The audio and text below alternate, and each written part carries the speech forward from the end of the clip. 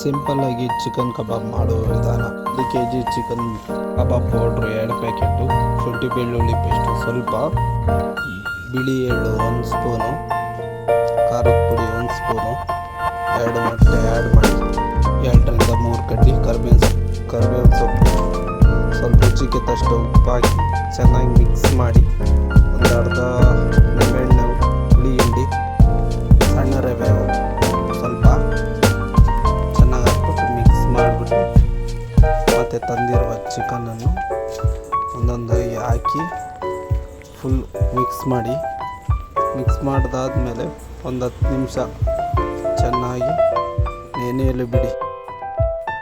ಬಾಂಡಿ ಇಕ್ಕಳಿ, ಎಣ್ಣೆ ಬಿಟ್ಕೊಂಡು ಒಂದೊಂದಾಗಿ ಕಬಾಬನ್ನು ಬಿಟ್ಟು ಒಂದು ಸ್ವಲ್ಪ ನಂತರ ಕೆಂಪಾಗಾದ್ಮೇಲೆ ಕಬಾಬನ್ನು ಎತ್ಕೊಂಡು ಪ್ಲೇಟ್ ಹಾಕ್ಕೊಂಡು ಸವಿಯಿರಿ.